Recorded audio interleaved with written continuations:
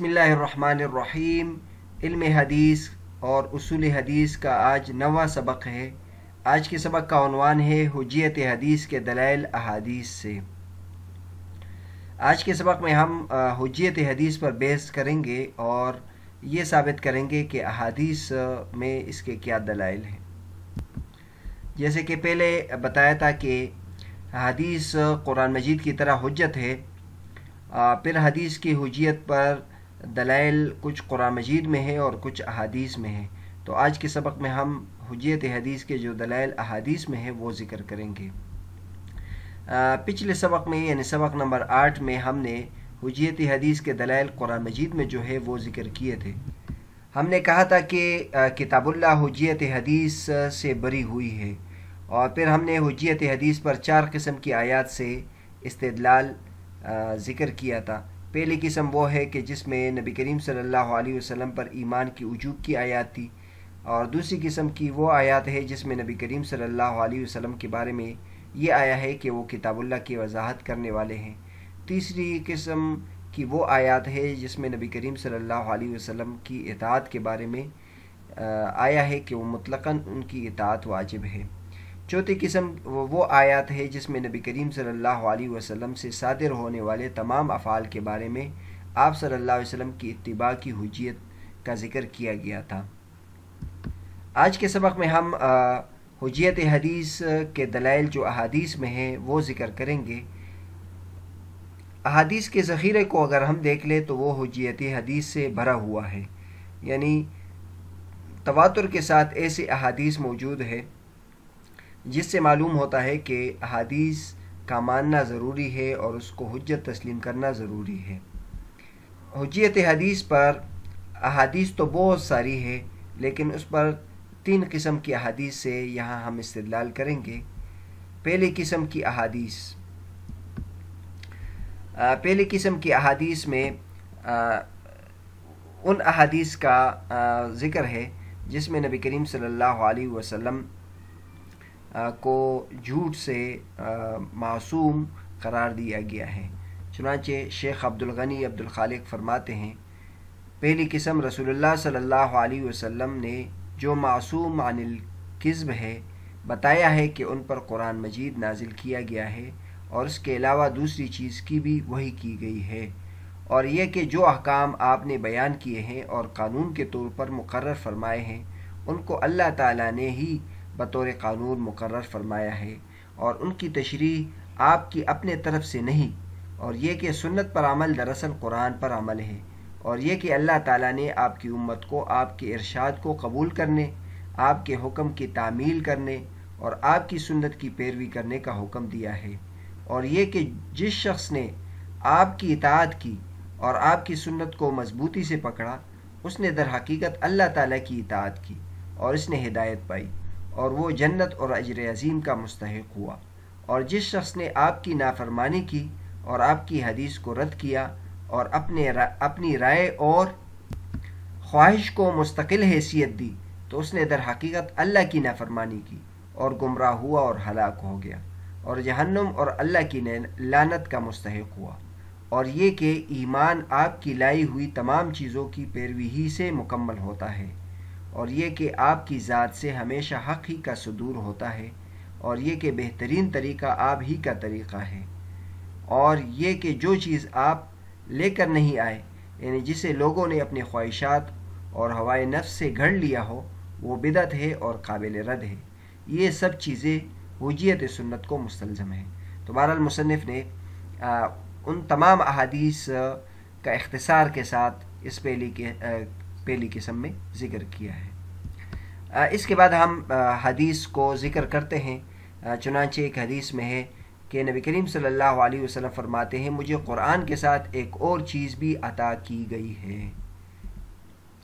चुनांचे Abu Dawood, Tirmidhi और हाकिम ने हज़रत मिक़दाम इब्न मादी करब रज़ी अल्लाह तआला अन्हु से रिवायत किया है कि रसूलुल्लाह सल्लल्लाहु अलैहि वसल्लम ने फरमाया, सुन लो कि मुझे कुरान और उसके साथ उसी की मिसल दूसरी चीज़ भी अता की गई है। सुन लो कि ये करीब है कि एक शख्स शकमसेर आसूदगी के साथ मसनद नशीन होकर कहे کہ تم صرف اس قرآن کو مضبوط پکڑ لو، اس میں تم جو چیز حلال پاؤ صرف اس کو حلال سمجھو، اور جو چیز تم اس میں حرام پاؤ اسے حرام سمجھو، حالانکہ جن چیزوں کو اللہ کے رسول صلی اللہ علیہ وسلم نے حرام قرار دیا ہے وہ انہی کے مثل ہے جن کو اللہ نے حرام قرار دیا ہے۔ خوب سن لو کہ تمہارے لیے پالتو گدھے اور درندے حرام ہیں، اور تمہارے لیے جائز نہیں کہ کسی ذمہ کی گری پڑی چیز اٹھا کر استعمال کرو، الا یہ کہ اس کے مالک کو اس کی ضرورت نہ ہو اور وہ اس سے بے نیاز ہو۔ جو شخص سفر میں جن لوگوں کا مہمان ہو ان کی ذمہ داری ہے کہ وہ اس کی مہمان نوازی کرے، اور اس شخص کی بھی ذمہ ہے کہ ان کی مہمان نوازی کے مثل انہیں بدلا دے۔ اسی طرح ایک اور حدیث میں ہے کہ نبی کریم صلی اللہ علیہ وسلم نے فرمایا، جس نے میری اطاعت کی وہ جنت میں داخل ہوگا، اور جو نافرمانی کرے گا وہ انکار کرنے والا ہوگا۔ چنانچہ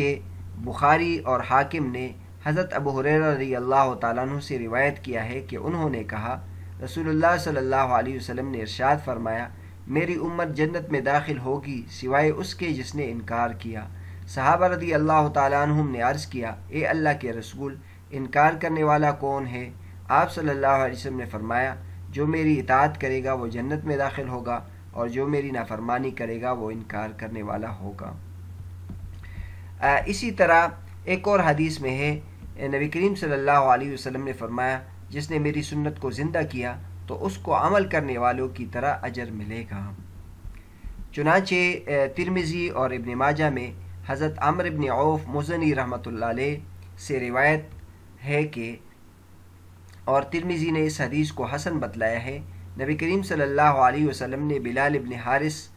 سے فرمایا، اے بلال جان لو۔ انہوں نے عرض کیا، اے اللہ کے رسول کیا جان لوں؟ فرمایا، جان لو کہ جس شخص نے میری کوئی ایسی سنت زندہ کی جو میرے بعد ختم ہو گئی تھی تو اس کو ان لوگوں کی طرح اجر ملے گا جنہوں نے اس پر عمل کیا، اور عمل کرنے والوں کے اجر میں سے بھی کچھ کمی نہیں ہوگی۔ اور جس نے کوئی ایسی گمراہی کی بدعت ایجاد کی جو اللہ اور اس کے رسول کے نزدیک ناپسندیدہ ہو تو اس پر ان لوگوں کے گناہوں کی طرح جو اس پر عمل کریں گے گناہ ہوں گے، اور جن لوگوں نے اس پر عمل کیا ہوگا اس کے گناہوں میں سے بھی کوئی کمی نہیں ہوگی۔ اسی طرح ایک اور حدیث میں ہے، نبی کریم صلی اللہ علیہ وسلم فرماتے ہیں، میں نے تمہارے درمیان دو چیز چھوڑی ہے، کتاب اللہ اور اس کے نبی کی سنت۔ چنانچہ ابن عبد البر رحمۃ اللہ علیہ نے کثیر بن عبداللہ بن عمرو بن عوف عن ابیہ عن جدہ کے سند سے کہ رسول اللہ صلی اللہ علیہ وسلم نے ارشاد فرمایا، میں نے تمہارے درمیان دو چیزیں چھوڑی ہیں، جب تک تم ان دونوں کو مضبوطی سے تھامے رہو گے ہرگز گمراہ نہ ہوگے، اللہ کی کتاب اور اس کے نبی کی سنت۔ حاکم رحمۃ اللہ علیہ نے اس روایت کو حضرت عبداللہ بن عباس رضی اللہ تعالیٰ عنہ سے ایک طویل حدیث میں روایت کیا ہے، جیسے کہ پہلے بیان کیا جا چکا ہے، اور کہا ہے کہ اس کی اسناد صحیح ہے۔ اس روایت کو بہقی رحمۃ اللہ علیہ نے بھی مدخل میں حضرت ابو ہریرہ رضی اللہ تعالیٰ عنہ کے واسطے سے نقل کیا ہے۔ اس کے آخر میں کچھ اضافہ ہے۔ روایت کے الفاظ کا ترجمہ یہ ہے، میں نے تمہارے درمیان دو چیزیں چھوڑی ہیں، انہیں اختیار کرنے کے بعد تم کبھی بھی گمراہ نہیں ہوں گے، اللہ کی کتاب اور میری سنت، ان دونوں میں ہرگز جدائی نہیں ہو سکتی۔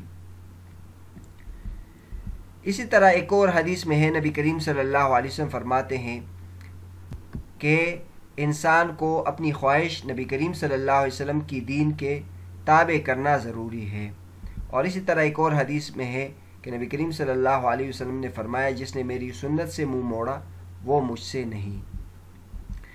چنانچہ ترمذی میں ہے، حضرت عبداللہ بن عمر رضی اللہ تعالیٰ عنہ سے روایت ہے کہ نبی کریم صلی اللہ علیہ وسلم نے فرمایا، تم میں سے کوئی شخص اس وقت تک مومن نہیں ہو سکتا جب تک کہ اس کی خواہش اس کے دین کے تابع نہ ہو جائے جو میں لے کر آیا ہوں۔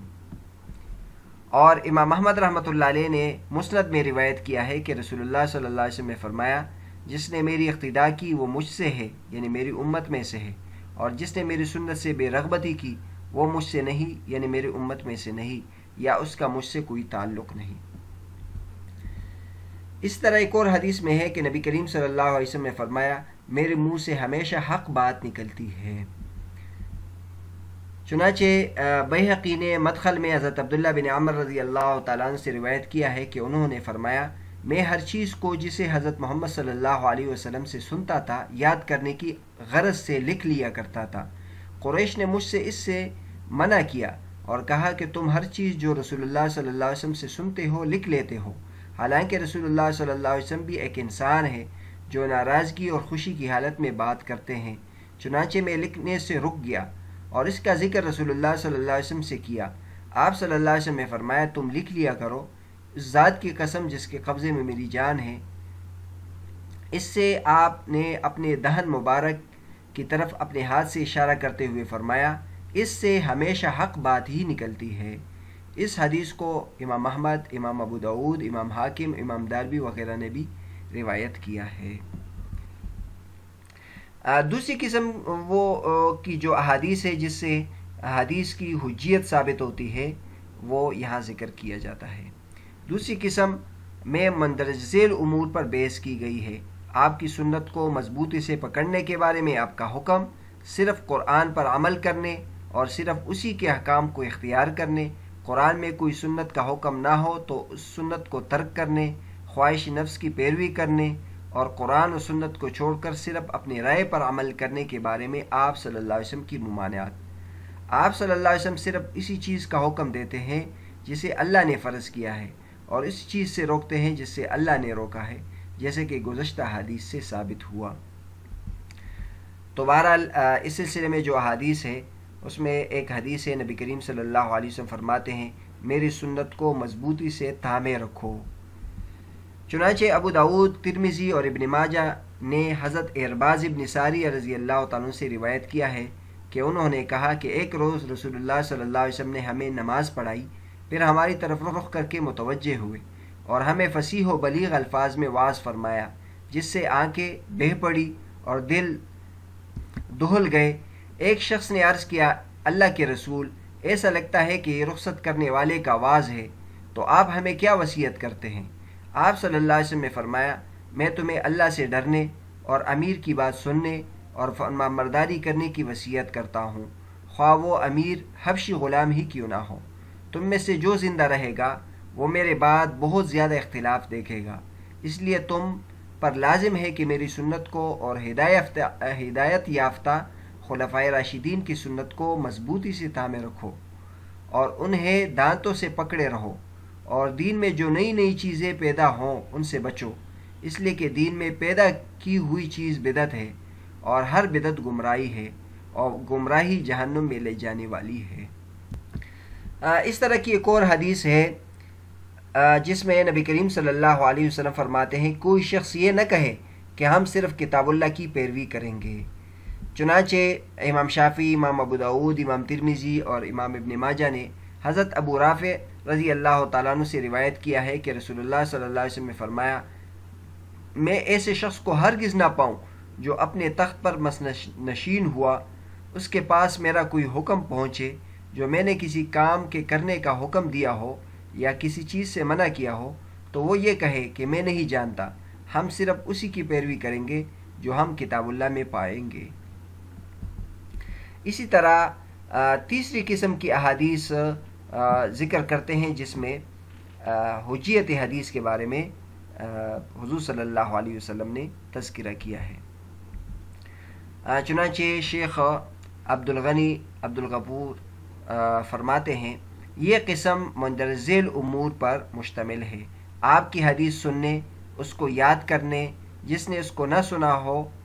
उन लोगों में से जो आपके ज़माने में मौजूद थे और उनमें से जो आपके बाद आएंगे, उन्हें उसके पहुँचाने के बारे में आपका हुक्म और उस पर अजर अज़ीम मिलने के बारे में आपका वादा,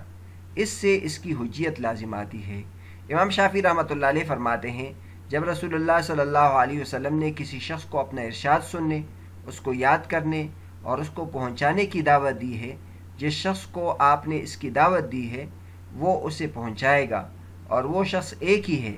ये इस बात की दलील है कि आप सिर्फ़ ऐसी बात पहुँचाने का हुक्म देते हैं जिससे उस शख्स पर हुज्जत कायम हो, जिसको वो बात पहुँचाई जाए, इसलिए कि जो बात आपकी तरफ से पहुँचाई जाएगी वो हलाल होगी जिस पर अमल किया जाए और हराम होगी जिससे इज्तिनाब किया जाए, اور حد ہوگی جس کو جاری کیا جائے، اور مال ہوگا جو لیا یا دیا جائے، اور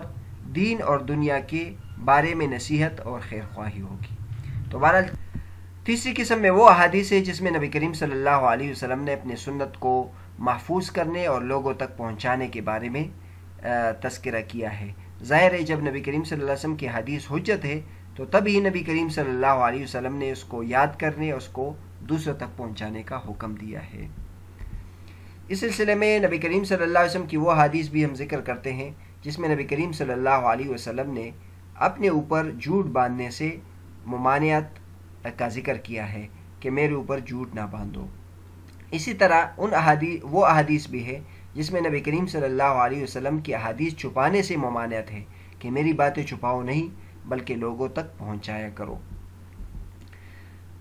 چنانچہ مصنف کہتے ہیں اسی طرح اس قسم میں مندرجہ ذیل امور پر بحث کی گئی ہے، آپ پر جھوٹ باندھنے اور آپ کی حدیث چھپانے کے بارے میں آپ کی ممانعت، اور جو ایسا کرے اس کے بارے میں آپ کی سخت وعید سنانا، اور یہ بتانا کہ آپ پر جھوٹ باندھنا کسی دوسرے پر جھوٹ باندھنے کی مثل نہیں۔ یہ سب اس لیے ہے کہ حدیث حجت ہے اور اللہ کے احکام پر مشتمل ہے، اس لیے آپ پر جھوٹ باندھنا اور آپ کی حدیث کو چھپانا اللہ کے حکم کو بدلنے، لوگوں کا اس سے ناواقف رہنے اور اللہ نے جو حکم نازل کیا ہے اس کے خلاف حکم پر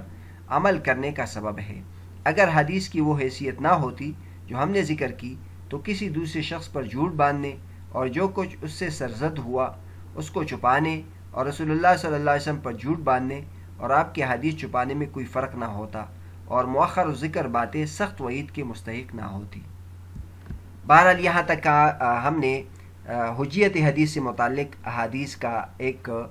بڑا ذخیرہ آپ کے سامنے ذکر کیا۔ سبق نمبر 9 کا خلاصہ یہ ہے کہ آج کے سبق میں ہم نے حجیت حدیث کے دلائل احادیث سے ذکر کیے اور ذکر کیا کہ احادیث کا ذخیرہ اس سلسلے میں بہت زیادہ ہے، اور پھر ہم نے حجیت حدیث پر 3 قسم کی حدیث سے استدلال کیا۔ پہلے قسم کی احادیث وہ ہے جس میں حضور صلی اللہ علیہ وسلم سے 7 قسم کی حدیث ہم نے ذکر کی، جس میں نبی کریم صلی اللہ علیہ وسلم نے فرمایا مجھے قرآن کے ساتھ ایک اور چیز بھی عطا کی گئی ہے، یا فرمایا جس نے میری اطاعت کی وہ جنت میں داخل ہوگا اور جو نافرمانی کرے گا وہ انکار کرنے والا ہوگا۔ اسی طرح جس نے میری سنت کو زندہ کیا تو اس کو عمل کرنے والوں کی طرح اجر ملے گا، اور اسی طرح میں نے تمہارے درمیان 2 چیزیں چھوڑی ہے، کتاب اللہ اور اس کی نبی کی سنت۔ 5ویں نمبر پر خواہش کو نبی کے دین کے تابع کرنا ضروری ہے۔ 6 نمبر پر جس نے میری سنت سے منہ موڑا وہ مجھ سے نہیں۔ 7ویں نمبر پر میرے منہ سے ہمیشہ حق بات نکلتی ہے۔ دوسری قسم کی احادیث میں ہم نے ذکر کیا تھا حضور صلی اللہ علیہ وسلم نے فرمایا میری سنت کو مضبوطی سے تھامے رکھو، اور اسی طرح کوئی شخص یہ نہ کہے کہ ہم صرف کتاب اللہ کی پیروی کریں گے۔ تیسری قسم کی احادیث میں یہ ذکر کیا تھا کہ نبی کریم صلی اللہ علیہ وسلم پر جھوٹ باندھنے سے ممانعت کی گئی ہے کئی حدیث میں، اور اسی طرح نبی کریم صلی اللہ علیہ وسلم کی حدیث چھپانے سے بھی ممانعت بیان کی گئی ہے۔ اگلے سبق میں ہم انشاءاللہ منکرین حدیث کے جو نظریات ہیں اس کے بارے میں تفصیل کے ساتھ بیان کریں گے۔